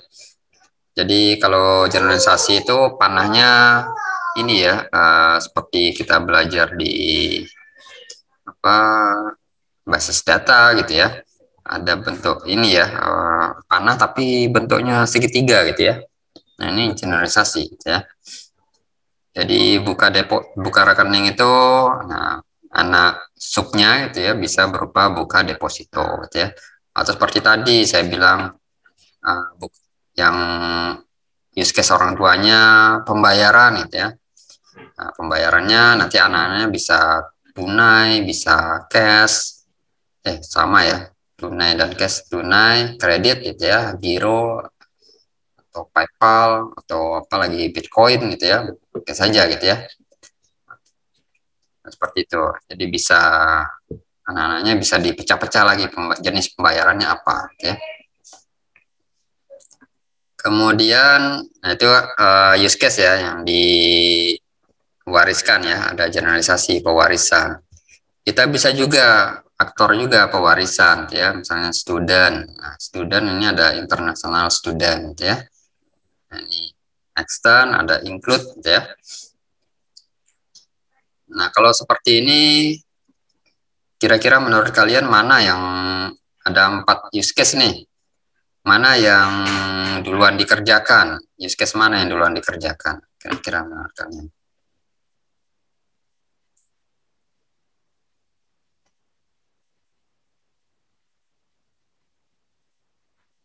Dari enroll student, ada enroll international student, Kayaknya enroll student deh, Pak. ada enroll. Yang mana duluan? Yang enroll studentnya. Enroll student. Kalau yang lain?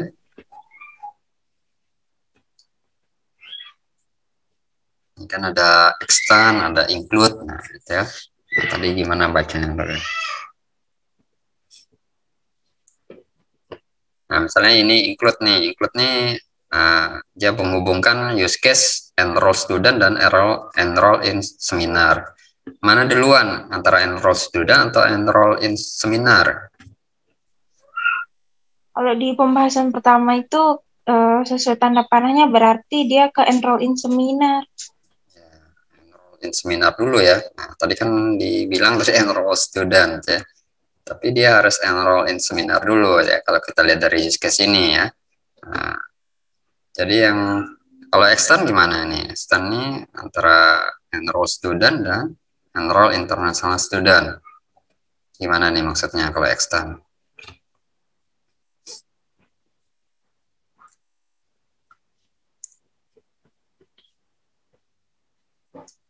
Bisa dijelaskan?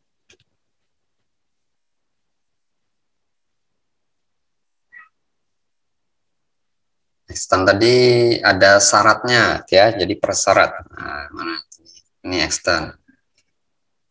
Jadi use case yang lama itu harus sudah terpenuhi syarat dan kondisinya, ya baru dia bisa melakukan ini seperti ini. Misalnya syarat mengembalikan buku ini aktif gitu ya, berarti ya terlambat gitu ya. Berarti petugas ini dapat menagih denda. Nah, itu. Nah, kalau yang ini gimana? Kalau maksudnya? Berarti yang ini enroll student dulu, baru yang internasional. Ya, ya betul ya. Jadi enroll student dulu. Nah, misalnya di sini kan ada international student ya. Nah, dia harus enroll student dulu, baru dia bisa enroll international student ya. Mungkin formnya pada saat enroll ini kan enroll student mungkin untuk yang lokal gitu ya, student lokal gitu ya. Kalau yang luar mungkin ada tambahan form-form baru gitu ya untuk khusus yang internasional seperti itu. Ya, jadi enroll student dulu. Kalau dia international student, ya berarti dia harus menambahkan pengisian untuk enroll international student ya. Kalau ini generalisasi ya. Nah, jadi enroll student ini sebagai induknya, generalnya, khususnya adalah enroll family member. Jadi memasukkan ini ya, anggota keluarganya gitu ya. Kemudian, nah ini kita lihat contohnya. Ini waktunya lewat nih, nggak apa-apa lewat ya. Biar ini aja. Soal activity diagram belum sebentar lagi. Oke, kemudian generalisasi inheritance ya. Nah, di sini ada generalisasi dari aktornya, ada pasien lama dan pasien baru ya. Pasien baru ini, nah di sini juga ada use case-nya di generalisasi juga ya. Ada make appointment. Sini ada dipecah dua, ada yang make all patient appointment ya. Dan make new patient, ada buat pasien lama dan pasien baru ya, buat janji dulu ya. Misalnya seorang pasien ingin konsultasi dengan dokter gitu ya, jadi dia harus buat janji dulu ya. Jadi janji dulu misal jam berapa gitu ya. Nah itu untuk yang baru ya pasien baru ya, ini garisnya asosiasinya ya. Asosiasi untuk pasien lama ya seperti ini. Kemudian di sini ada extend. Nah, di sini maksudnya extend ini gimana? Bisa baca nggak? Coba sambil belajar gitu ya. Kita belajar membaca notasi use case diagram. Extend ini menghubungkan antara update pasien information dan make appointment. Gimana? Bisa jelaskan maksudnya gimana?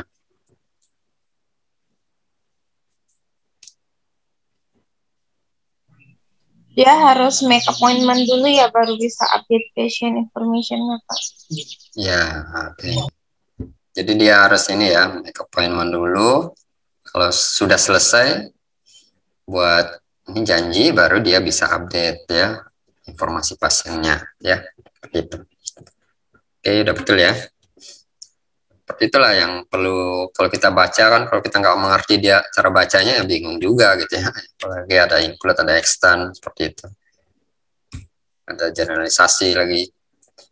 Kemudian ada boundary box. Nah, jadi boundary box ini opsional aja gitu ya. Jadi opsional aja. Jadi berupa kotak-kotak aja gitu ya. Nah, mungkin awalnya kan kita hanya menggambar use case-nya ya berupa elips dan garis asosiasinya saja gitu ya. Nah, ini ada sistem nih, sistem dari luar. Nah, itu maksudnya tadi kan ada aktor sistem gitu ya.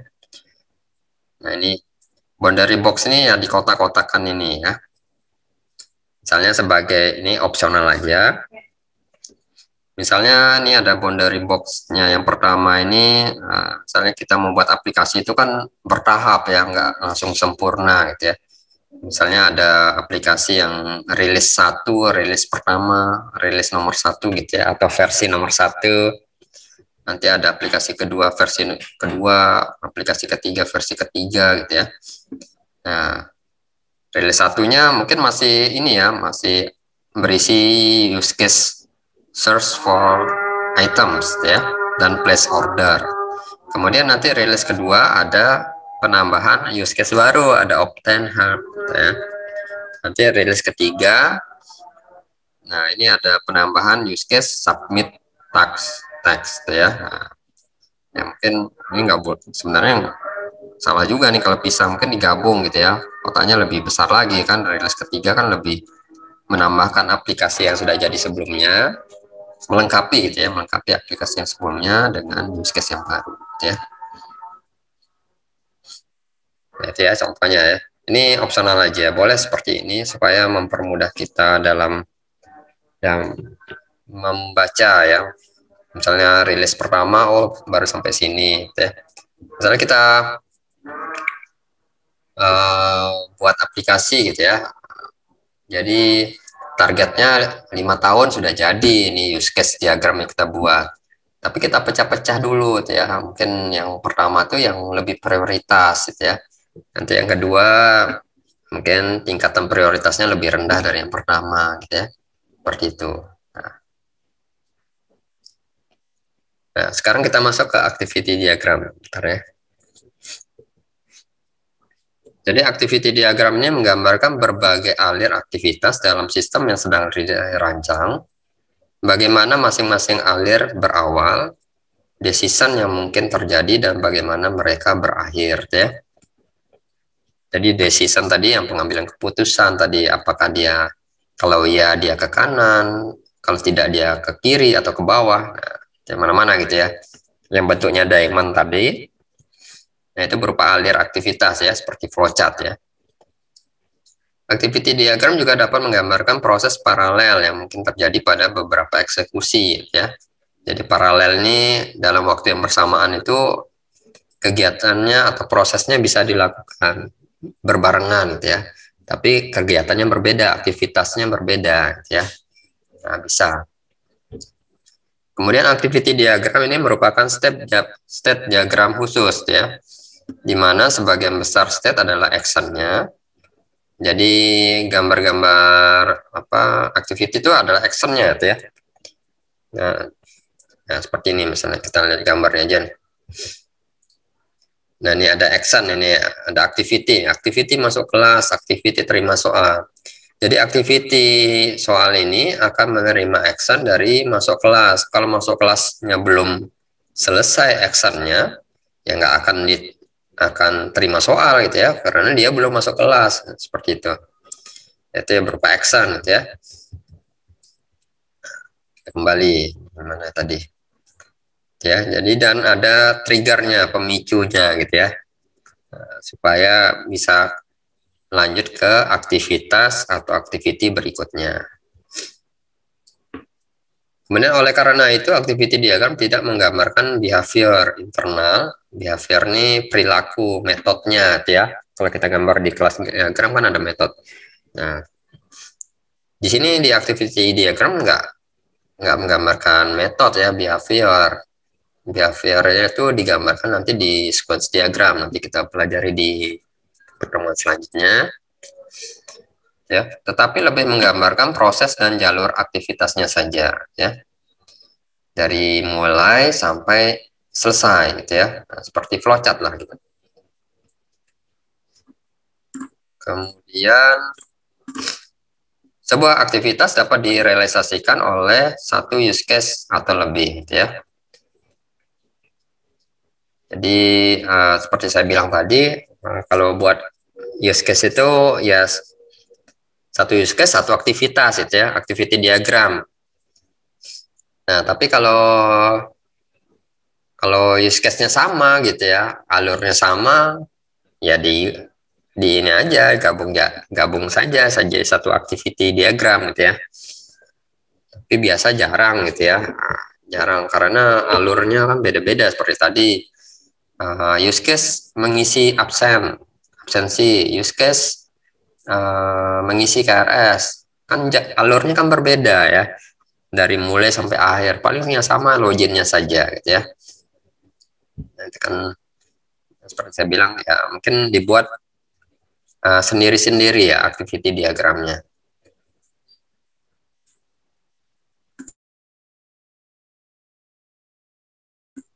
Kemudian aktivitas menggambarkan proses yang berjalan, sementara use case itu menggambarkan bagaimana aktor menggunakan sistem ya untuk melakukan aktivitas.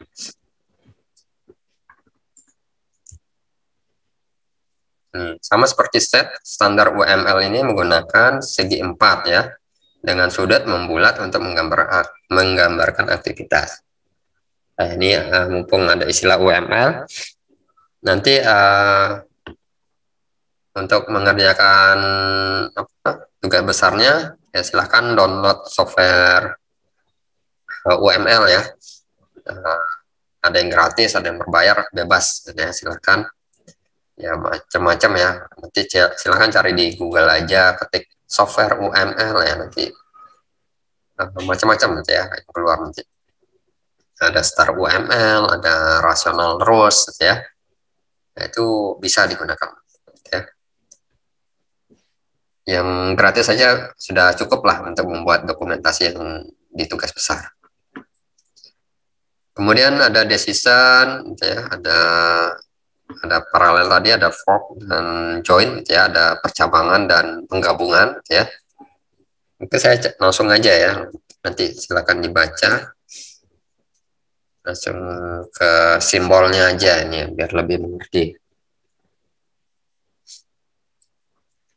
Ya, di sini kita lihat simbolnya hanya sederhana aja, sedikit gitu ya.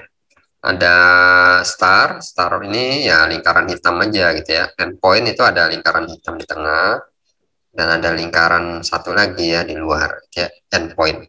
Berarti selesai gitu ya. Kemudian activity, nah activity ya seperti ini aja gitu ya, bukan elips ya, tapi kotak, semua ada lengkungannya di setiap sudut gitu ya. Kemudian ada percabangan, ada fork gitu ya. Jadi percabangan ini inputnya masuk 1, nanti keluarnya 2, keluarnya 3, keluarnya 4 ya, tergantung aktivitas yang kalian gunakan di aplikasi gitu ya. Kalau join ya sebaliknya gitu ya. Masuknya ada 2 aktivitas gitu ya. Jadi sini ada aktivitas 1, aktivitas 2. Di sini nanti ada digabungkan gitu ya, aktivitas yang baru menjadi 1. Ini decision-nya berupa diamond gitu ya, diamond. Kemudian ada swim lane. Nah, swim lane ini sebuah cara untuk mengelompokkan activity berdasarkan aktornya. Nanti dibuat kotak-kotak seperti ini. Nah, ini saya lihat aja, saya lihat biar saya nggak gambar lagi ya. Ini adalah swim lane. Jadi ada pelanggan dan petugas penjual. Ini adalah aktornya, aktor pelanggan dan aktor petugas penjual gitu ya. Nah, ini namanya swim lane. Ini bentuknya adalah vertikal. Nah, bisa aja horizontal gitu ya, nggak masalah. Tapi biasa supaya lebih enak itu ya vertikal gitu ya.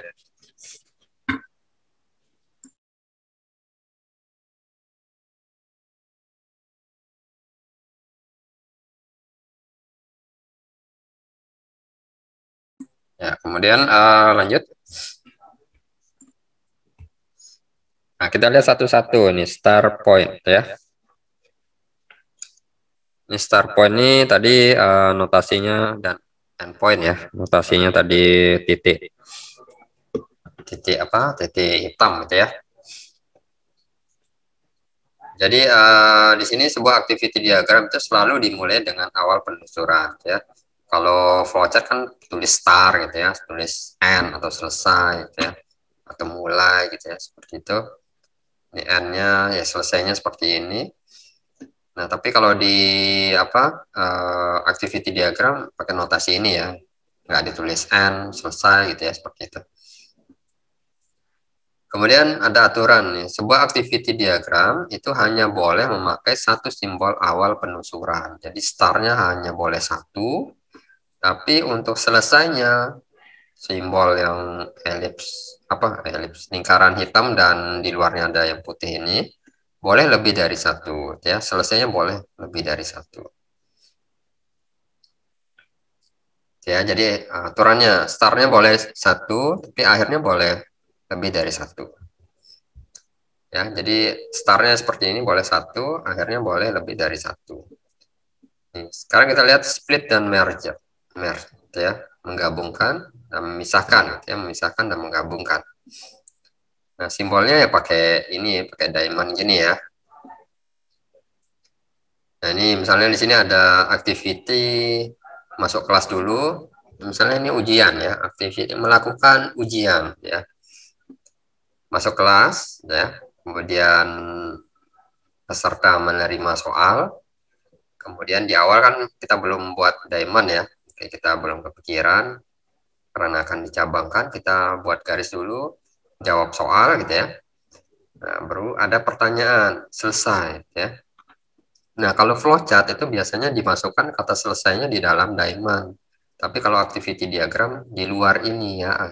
Nah, ditulis dalam activity ya. Kotak.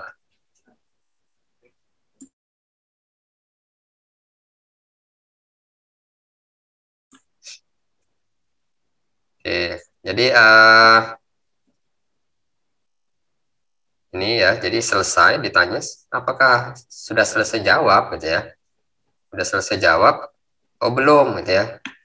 Belum. Kalau belum dia kembali ke lakukan jawab soal gitu ya. Kalau sudah baru dia ke kanan gitu ya. Nah, seperti ini. Kalau sudah ke kanan ada activity, kumpulkan jawaban, baru keluar kelas ya. Nah, kemudian di sini ada nilai ya, ada belum dan sudah gitu ya. Jadi ada nanti ada guard gitu ya namanya. Ya, jadi tidak ada sebuah keterangan pertanyaan pada tengah belah ketupat seperti pada flowchart. Nah, ini ya. Nah, sudah dijelaskan di sini. Nah, kalau flowchart kan di decision-nya ditulis selesai gitu ya, tapi di activity diagram enggak ya. Untuk split dan merger-nya pakai diamond ini ya, seperti inilah pokoknya gitu ya. Kemudian guard. Nah, guard ini nilai yang ini, nilai belum, sudah. Nilainya terserah kalian, mau pakai ya, mau pakai tidak, boleh tergantung kondisi gitu ya. Kondisinya kalau ada yang berupa seperti ini, X lebih kecil dari 0, X sama dengan 0, dan X lebih besar 0. Nah, itu bisa seperti ini ya nilainya. Ya, hanya dibuat hanya dibuat kurung ini ya. Nah, kemudian nilainya harus konsisten ya, jadi nggak ambigu ya. Kalau yang bawah ini, yang X lebih kecil sama dengan 0 dan X lebih besar sama dengan 0, ini ambigu. Kalau nanti tiba-tiba di sini nih syaratnya X sama dengan 0, dia kemana kan bingung kalau karena kondisinya hanya 2 gitu ya. Nah, seperti itu. Jadi harus 3 seperti ini ya. Kalau 3 di sini X lebih kecil dari 0, di sini X sama dengan 0, di sini X lebih besar 0 gitu ya. Nah, seperti itu ya. Kemudian, nah ini kalau fork dan join ini notasinya seperti ini ya. Jadi gabungkan dari terima pesanan dalam waktu yang bersamaan tuh dia bisa membuat kwitansi dan bungkus barang gitu ya. Nah, berbarengan. Kalau yang join ini ya sebaliknya ya. Ada inputan panahnya lebih dari 1 lah gitu ya. Mau 3, mau 4 ya. Mana-mana gitu ya. Tapi yang keluarannya 1 ya.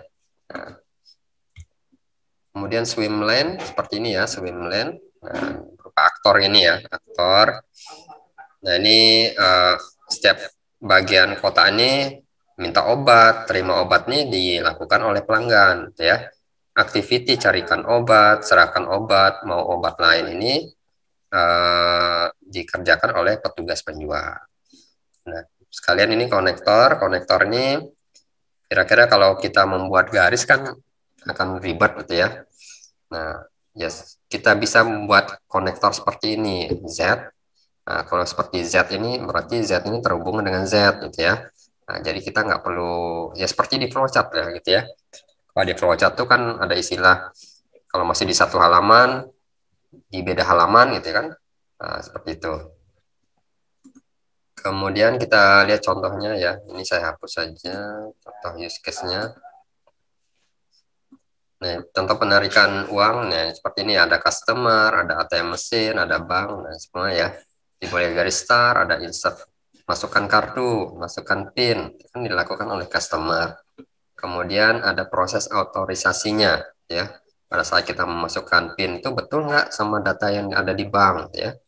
Kalau dia valid PIN-nya, maka kita diminta masukkan jumlah yang kita ingin ambil duitnya berapa gitu ya.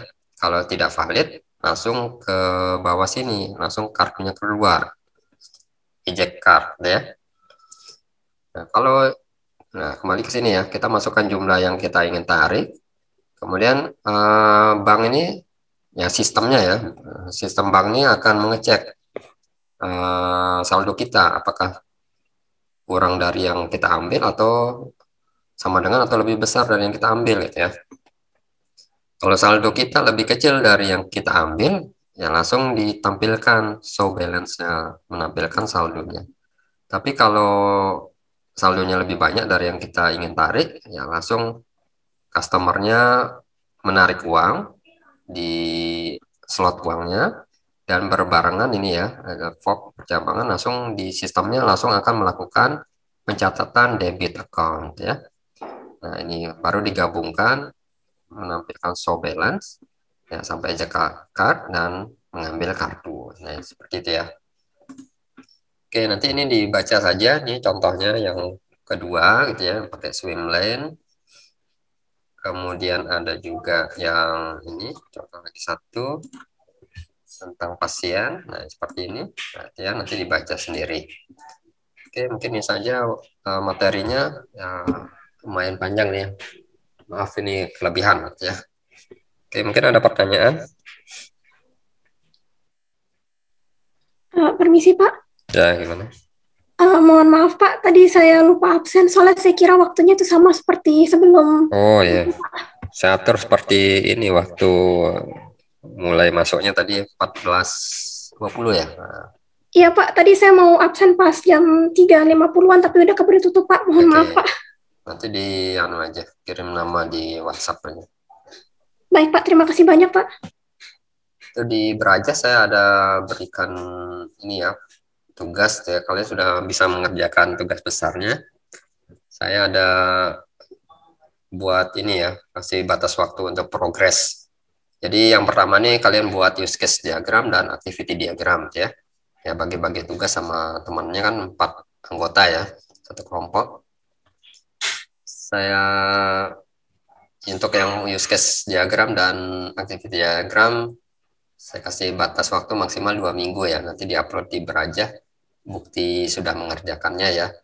Nah, dimasukkan langsung ke template-nya ya, template juga besarnya. Oke, nanti pertemuan berikutnya nanti kita belajar diagram yang berbeda ya. Oke, nanti dilihat di Beraja ya. Oke, mungkin ada lagi pertanyaan?